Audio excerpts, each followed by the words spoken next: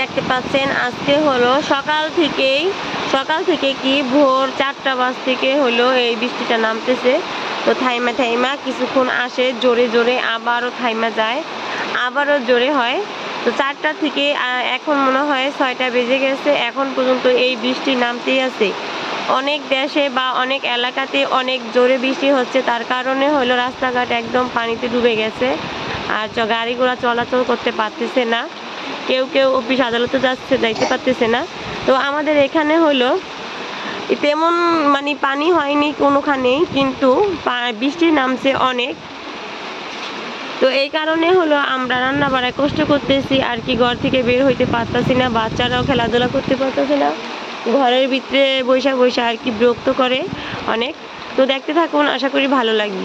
আসসালামু আলাইকুম গাইস, আপনারা সবাই কেমন আছেন? আশা করি ভালো আছেন, যে যেখানে আছেন সুস্থ আছেন। আল্লাহর তাআলার অশেষ রহমতে আমরা ভালো আছি। তো প্রতিদিনের মতো আবারও নিয়ে আসলাম নতুন একটি ব্লগ। আজ মনে হয় 3-4 দিন হবো ব্লগ দেই না, তার কারণে মনটা ভালো লাগে না। দেশের যে পরিস্থিতি এই দেখে আর কি, খবর দেখলে আর ভালো লাগে না, মন মানসিকতা ভালো থাকে না যে একটা ভিডিও বানাই, একটা ভিডিও সারি, এটা মনে চায় না আর কি। তো আজকে হলো এই যে দেখেন, আমি একটা বালিশের গ্লাভ বানাইছি। তো বালিশের গ্লাভটা হলো ছিঁড়ে গেছে, তো ভাবলাম একটা বালিশের গ্লাভ বানাই নিই। এটা হলো আমি এক্সট্রাভাবে একটা চাদর কিনে নিয়েছিলাম আমার মেয়ে হবার পরে, তা 2টা গ্লাভ বানাইছিলাম, আর এই গ্লাভ ছিঁড়ে গেছে আর কি। এখন আবার নতুন করে গ্লাভ বানাই নিছি, একটা এখনও সিলানো হয় নাই, আরেকটা সিলাইছি। তো ভাবলাম বসে বালিশটা নিয়ে আপনার সাথে একটু কথা বলি, তার জন্য। তো বাহিরে হলো প্রচণ্ড পরিমাণে বৃষ্টি হচ্ছে, কিছু মানে থেমে সকাল 4টা বাজে থেকে হলো ভোর 4টা থেকে বৃষ্টি শুরু হয়েছে। আমি ঘুমাই বাস পেতেছি যে বৃষ্টি হচ্ছে, আর কারেন্টটাও চলে গেল। আমার মেয়ে হলো কারেন্ট চলে গেলে ঘুমাইতে পারতেছে না, তো আমি খুব খুশি হইলাম। তার কারণ হইলো যেহেতু বাইরে বৃষ্টি নামতেছে, এখন কারেন্ট গেছে, যেহেতু আমার মেয়ের গরম লাগবে না। তো ইনশাল্লাহ আমার মেয়ের গরম লাগে না, আমার মেয়ে ঘুমাইছে। তো যখন বৃষ্টি থেমে গেছে, তখন আমার মেয়ে উঠছে ঘুম থেকে, মা আমি বিস্কিট খাবো। তো আমার মেয়েকে বিস্কিট খাইছি, তারপর আমি দরজাটা মেলার পরে হলো দেখলাম বাহিরে মানে পানিতে একদম কাদা হয়ে গেছে আমার দুয়ারের সামনে। তো এমনিতে সবাই জানেন আমার বৃষ্টি নামলে হলো আমার দুয়ারের সামনে আর কি পানি ঢালাইসা জমে থাকে, পানি বের হইতে খুবই কষ্ট হয়। তো আমার ঘরটা হলো নিচা, তার কারণে আর কি আমি দুয়ারে মাটি উঠাতে পারতেছি না, তার কারণে পানি জমা থাকে। তো এদিকে হলো আমার মেয়ে, দেখে আমার ঘরে হলো অন্ধকার, আমার মেয়ে হলো বৃষ্টির পানি নিচ্ছে, নিও না বাবা পানি নিও না, আমার মেয়ে পানি নিচ্ছে।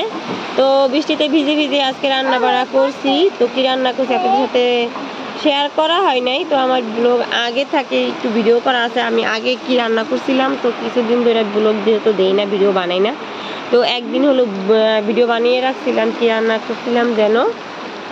তো পিছনের ভিডিওগুলো অবশ্যই দেখবেন, আশা করি ভালো লাগবে। ভালো লাগলে অবশ্যই লাইক কমেন্ট শেয়ার করবেন, আর আমার পাশেই থাকবেন, সবসময় আমাকে বেশি ভালোবাসবেন, আর ভালো সুন্দর কমেন্ট করবেন।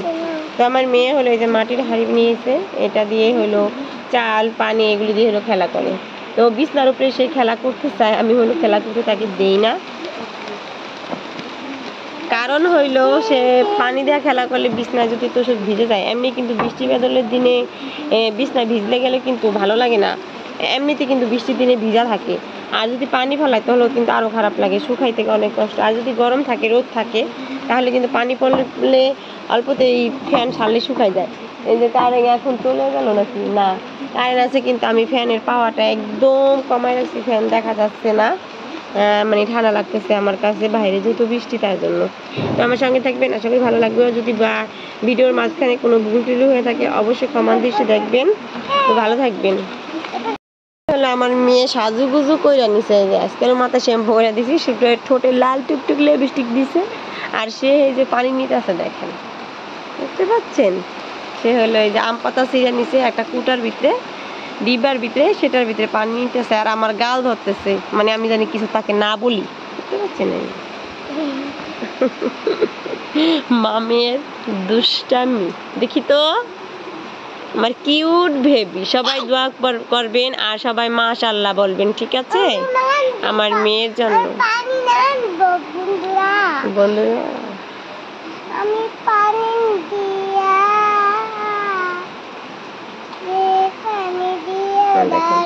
পানি নিয়ে আনিছে কতগুলি। পানিটা কি রান্না করবো আম্মু? বলো তো তোমার বন্ধুদের বলো, এদিকে তাড়াতাড়ি বলো।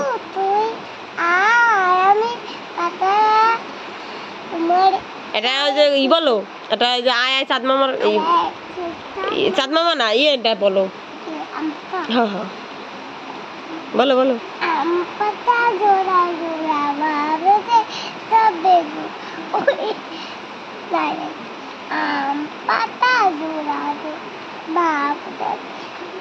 এদিক চা এখন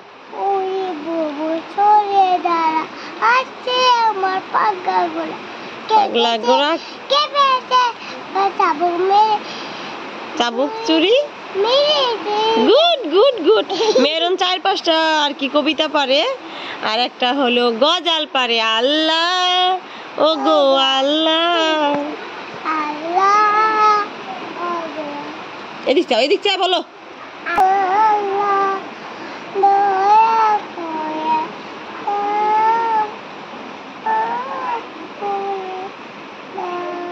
সবাই দোয়া করবেন আমার মেয়ের জন্য, আমার মেয়ে যেন ভালো থাকে, সুস্থ থাকে। এনে তোর তো দুপুরে রান্না বাড়া শেষ করে হলো কলা ছিল, কলা দিয়া কলার বড়া পিঠা বানানোর জন্য যে আটা চিনি আর হলো কলা দিয়ে আট গুলাই নিছি, কলা বানিয়েছে। তো এখন গুলানো হয়ে গেছে, আমি হলো ভাজবো, কড়াইতে তেল দিব, তারপরে ভেজে নিব।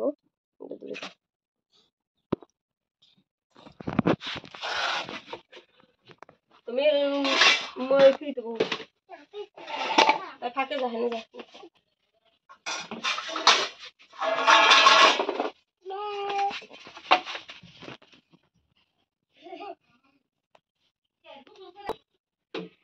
কিন্তু ভাবলাম এখন যেহেতু তার জন্য আর কি এখন কি বললো মেহরুন? আজকে রান্না করছি হইলো ডিম ভাজা, করলা ভাজি, আর ঘরে পাট শাক নিয়ে গেছি।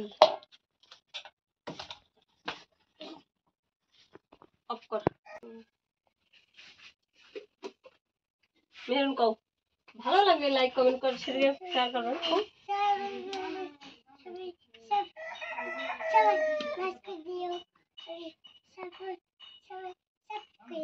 সাবস্ক্রাইব করে দিও। এদিকে এদিকে তেলটা গরম হয়ে গেছে, আর গরম করা যাবে না। নিচে তো 10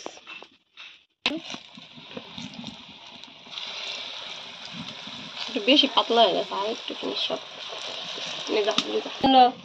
ভিডিও ধর। পিছে পিছে পিছে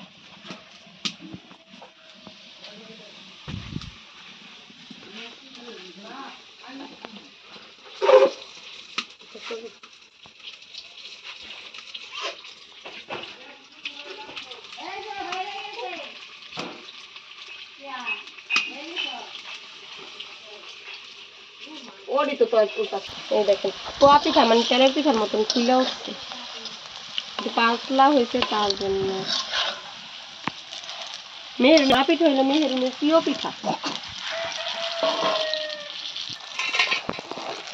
তো আমি এক একটা উল্টাই যাই, যেহেতু ওই পিঠে হয়ে গেছে, ওই পিঠে হয়ে গেছে।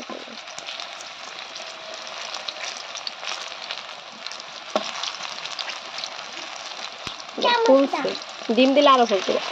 আমি আরো কয়েকদিন বানাইছিলাম, ডিম দিয়েছিলাম, কিন্তু আজকে ডিম দিলাম না, ডিম ছাড়াই অনেক সুন্দর ফুলে গেছে। তাই না? ওয়াও, এগুলি কি পিঠা? না পোয়া পিঠা, বড়া পিঠা। এগুলি কি পিঠা? বড়া। তো এখন বড়া হয়ে গেছে, আমি উঠাই নিচ্ছি। ধর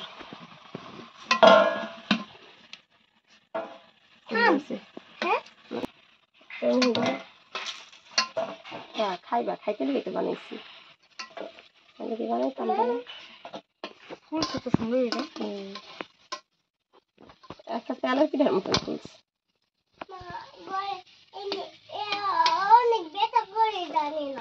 অনেক ব্যথা করে কেন? গরম রইল, একটু দেরি করো, তোমার জন্য বানাইছি, মেয়ে ভালো হয়।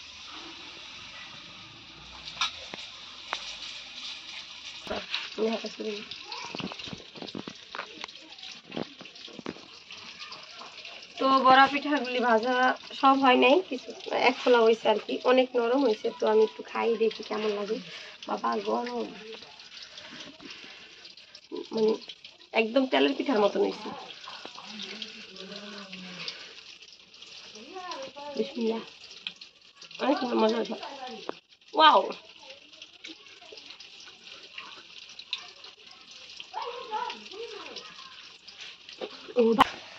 করলাম মেরুন এসে সরাবেন না।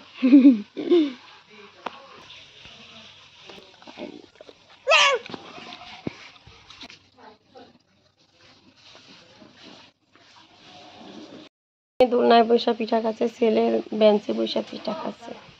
আর বাহিরের অবস্থাটা এখন অনেক ভালো, মানে বাতাস হচ্ছে বাইরের অবস্থা দেখেন।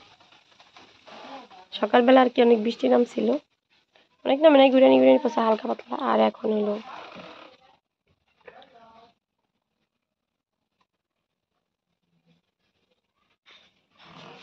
তো সন্ধ্যাবেলা হলো চাচি শাশুড়ি বানাইছিল এই যে বড়া, চাল কুমড়ো পাতা দিয়ে, আর হলো মোরগ সংখ্যা পিঠা বানাইছে গরুর গোশ দিয়ে।